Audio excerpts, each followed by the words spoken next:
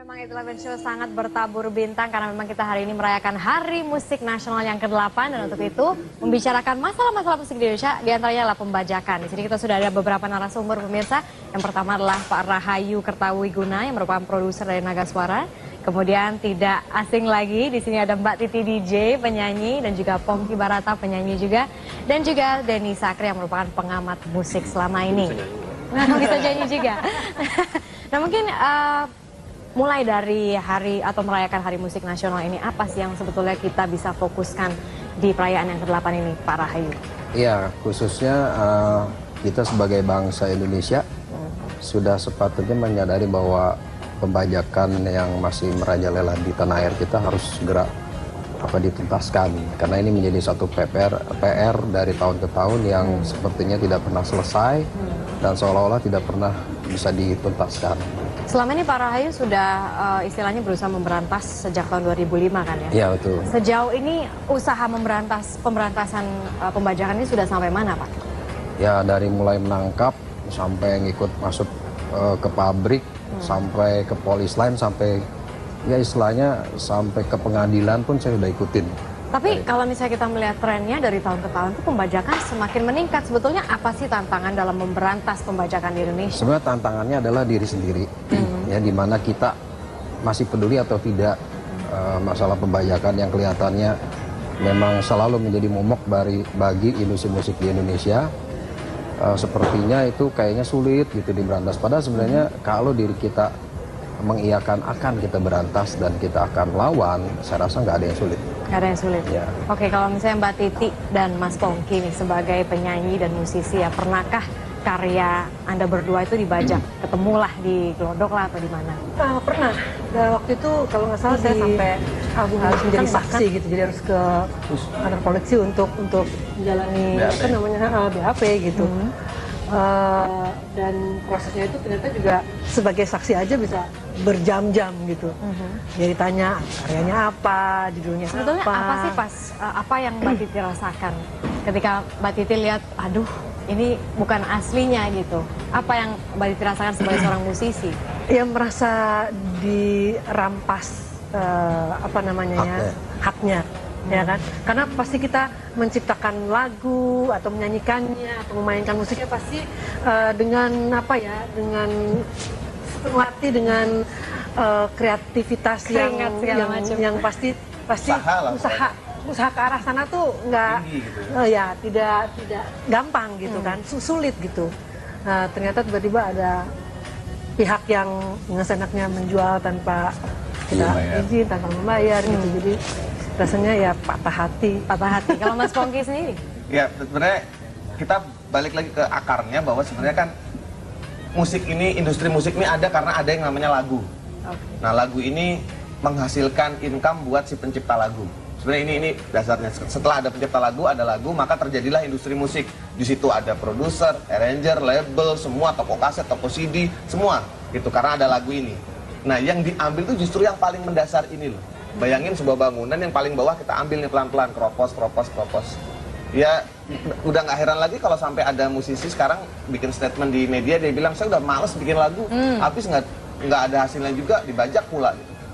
Mending dibajak ngetop, ini dibajak ngetop juga nggak, tapi dibajak gitu. Udah duanya nggak dapet gitu. Terus ada beberapa musisi senior yang saya tahu udah keluar negeri gitu, bahkan mereka udah istilahnya putus asa dengan keadaan ini gitu, pembajakan. Dan yang lebih sakit lagi ini baru kemarin, istri saya Sofi baru launching album. Dia bilang udah keluar loh CD-nya gitu. Terus ada followernya tanya di Twitter nih, saya bisa download di mana kak? Loh berarti mendownload itu sudah tidak jadi hal yang wajar buat beberapa orang gitu. Dan kalau mengingat dari kata kak, mungkin dia sekitar remaja ya umurnya ya. Nah ini kan nanti dia mendownload saja pembajak digital saja sudah dianggap sah, gimana ke depan gitu. Jadi harapan saya mungkin pada anak-anak saya, bukan generasi saya sekarang gitu. Jadi itu kalau dari saya. Berarti ini kalau kita bisa ambil dari Mas Pongki, ini ada mindset Mas Denny, mindset dari masyarakat kita yang menurut pendapat Anda? Ya sebenarnya kalau kita lihat lagi, kita telah lebih jauh bahwa penikmat musik itu sebenarnya kalau menurut saya pribadi bisa dibagi dua gitu. Jadi penikmat musik yang apresiatif kemudian penikmat musik menempatkan musik hanya sebagai hiburan.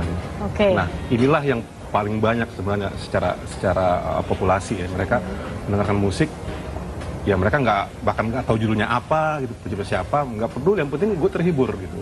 Dan setelah dia bosen, mungkin kasetnya akan pada zaman kaset ya. Sekarang udah nggak ada kaset kan. Iya. Bertebaran kesana kemari gitu. Nah, kalau yang apresiatif itu karya itu disimpan gitu. Iya. Ujung-ujungnya akan menjadi satu koleksi bagi dia gitu. Nah, ketika merebak teknologi yang memungkinkan sebuah karya itu hampir sama dengan karya original, ya 11-12, semakin banyaklah orang yang berlari ke membeli barang bajakan. Bahkan kalau kita lihat sekarang ya, misalnya di jam makan siang nih, di Jalan Sabang misalnya, itu banyak lapak ya. Itu ironis banget, di depan sebuah toko yang resmi, Toko kaset ya. Yang sudah puluhan tahun ya. Iya. orang yang pakai tag ID card segala macam itu jongkok loh gitu, nyari MP3 kan dalamnya itu ada 10 album. Itu yang membuat kita miris gitu. Bahkan ada juga yang mengatakan bahwa lapak-lapak itu bahkan ada di depan polsek. Itu yang lebih parah lagi. Nah itu sebetulnya gimana nih kalau ngomongin lapak-lapak itu ada di depan polsek? Kalau misalnya Pak Rahayu, berarti ada yang salah dong dengan penegak hukum selama ini? Kurang strict gitu istilahnya? Iya, salah satunya seperti itu. Makanya untuk ke depan, kalau dari pihak Naga Suara sendiri memberikan satu solusi, kita membuat satu produksi yang murah untuk lapak. Gitu, yang original tentunya punya PPN, punya hologram asosiasi, dan bayar pajak pemerintah.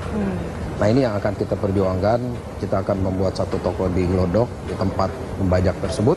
Ya, kita akan jual dengan harga yang murah. Kita Berapa jual murahnya ya? Harganya 6.500. 6.500 per CD? Ya, per CD. Asli ya? Asli, bukan bajakan. Pajak ke pemerintah bisa tinggi juga Pak ya?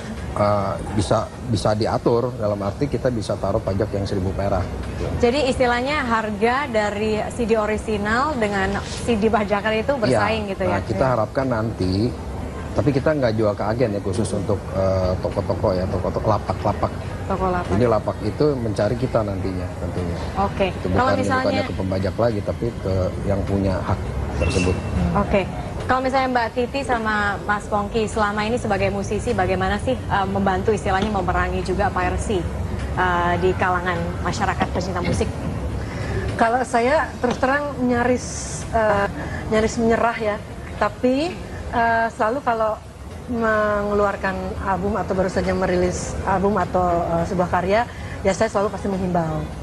Dalam masa-masa promo pasti saya selalu menghimbau, karena itu satu-satunya cara yang saya rasa akan lebih didengar oleh penggemar gitu. Oke. Gitu. Jadi jangan bosen gitu, jangan walaupun nyaris menyerah, tapi kalau lagi mengeluarkan album ya jangan sampai bosen, jangan sampai capek toh enggak, tapi tetap aja walaupun ntar berarti itu kok ngomongnya itu melulu, beli asli ya, jangan bajakan, beli asli. Ya emang itu masalahnya soalnya. Nggak pernah selesai.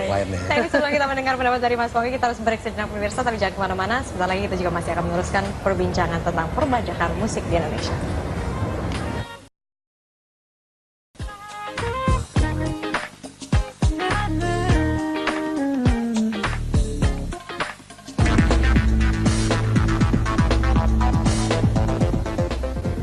Terima kasih Anda masih menyaksikan 811 Show. Nah Mas Pongki, kira-kira ada nggak usaha dari Mas Pongki untuk memberantas atau mencegah terjadinya piracy? Ya, terus terang saya termasuk yang tidak aktif dalam usaha memberantas pembajakan. Dalam artian begini, saya memposisikan diri saya, tugas saya adalah saya sebagai pencipta lagu, sebagai performer dan produser. Saya akan lakukan yang terbaik untuk 3 bidang itu yang saya mampu. Kenapa saya tidak ikut aktif dalam memberantas itu, karena memang seperti Mbak Titi bilang setengah desperate juga, karena saya lakukan itu dari 2003, 2004 itu saya sempat lakukan ikut aktif sama teman-teman yang lain, tapi tidak pernah dapat jawaban yang enak gitu ya, atau perkembangan yang bagus lah. Nah, makanya saya sangat-sangat salut kepada rekan-rekan, terutama di Naga Suara juga, dalam hal ini Pak Rahayu, sampai kalau perlu datengin depan lapaknya berantem di situ gitu istilahnya, berani gitu. Tapi kalau saya sampai ngurusin seperti itu, maka 3 bidang yang sudah saya kuasai ini akan terlantar gitu kalau menurut saya. Oke, tadi Mas Pongki bilang jawaban mereka tidak enak. Memang sebetulnya selama ini respon mereka seperti apa sih? Katakanlah gini, nggak usah jauh-jauh ke penjual MP3-nya itu ya, atau lapak bajakan. Sesama teman kampus aja. Beli dong CD-ku. Download aja di internet banyak kok gitu. Padahal kan mereka kan tinggi, ya sekolah juga. Terus dia kenal saya, dia tahu kerjaan saya dari lagu, tapi dia tetap saya download aja nggak masalah gitu. Tapi ada pembenaran juga nanti, saya downloadnya cuma luar negeri kok, Indonesia enggak gitu. Ya sebenarnya ini masalah hati nurani. Kalau kita ketuk, kan sistem udah nggak jalan. Ya, kita berusaha ngetuk hati nurani gitu. Nggak berhasil juga. Terus saya sendiri ya bisa bilang menyerah, tapi tugas saya sebagai pencipta lagu dan penyanyi itu tetap harus maksimal. Tapi sebetulnya masalah hati nurani otomatis harus istilahnya personal to personal gitu. Apakah dengan istilahnya seperti slang, membangun komunitas slang gitu, itu bisa membuat orang-orang ingin membeli yang original gitu, mungkin dari Mas Denny? Iya, sebenarnya kita masih menaruh harapan pada komunitas gitu.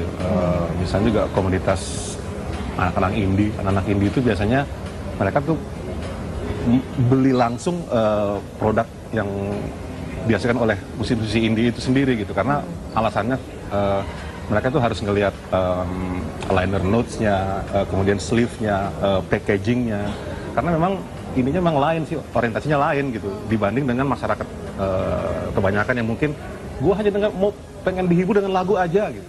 Nah ini yang menarik sebetulnya Mas Denny, ada transisi mungkin dari tahun 90-an ke tahun 2000-an ya. Bahwa di tahun 90-an tampaknya penikmat musik tuh benar-benar ada, tapi sekarang hanya menjadi musik sebagai menghibur. Itu sebenarnya apa yang terjadi di sini? Sebetulnya sih dari dulu juga selalu ada dua karakter orang menikmati musik ya. Jadi yang apresiatif sama yang menikmati musik sebagai hiburan belaka gitu.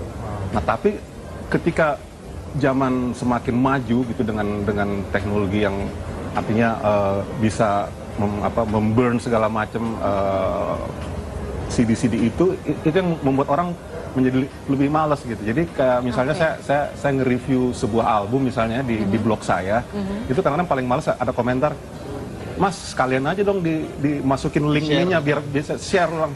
Oh, ini bikin naik hitam itu. Iya. Dan satu lagi Mbak, karya-karya Indonesia juga dibajak di luar loh. Oh, seperti contohnya?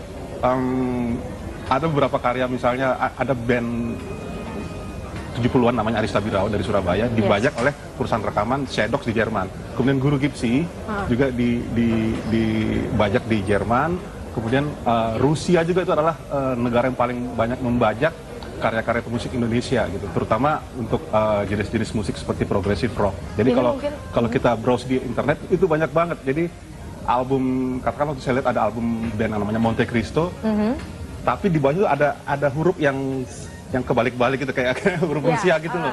Itu di ini loh. Jadi bisa jadi mungkin karena pembajakan di sini tampaknya sangat mudah, jadi di luar juga gampang untuk mengambilnya. Dan sebetulnya ini juga satu indikasi menarik bahwa ternyata musik Indonesia itu kreativitasnya diterima oleh di luar. Nah itu yang membuat kita bangga juga, walaupun dalam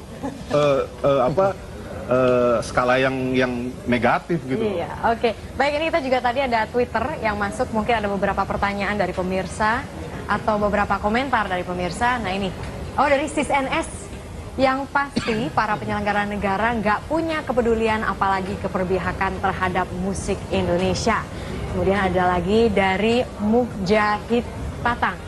Kalau harga CD yang asli setara dengan bajakan malah lebih murah, pasti masyarakat akan membeli yang asli. Ini tadi pernyataan dari Pak Rahayu juga ya. Kalau lagunya berkualitas pasti kita beli asli. Blog yang menyediakan free download yang mestinya ditindak. Bawahnya tuh, bawahnya lagi.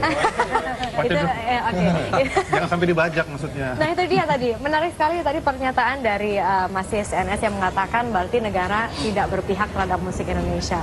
Mungkin dari musisi dulu ya, Mbak Titi merasa seperti itu? Saya sih merasa banget gitu. Merasa banget? Merasa banget. Kadang-kadang cuma hangat-hangat aja gitu, kalau lagi rame baru ya. Maksudnya hangat-hangat? Misalnya Hari Musik Nasional sekarang. Baru pada karena karyanya Pak SBY juga dibajak loh. Ya, Pak Rahayu ya, dibajak juga. Nah itu dia. Mungkin kita tadi menarik juga Mas Denny ngomong kalau misalnya karya dari Pak SBY dibajak, nanti kita akan tanyakan, tapi kita harus break dulu sejenak. Pemirsa jangan kemana-mana, kita akan segera kembali.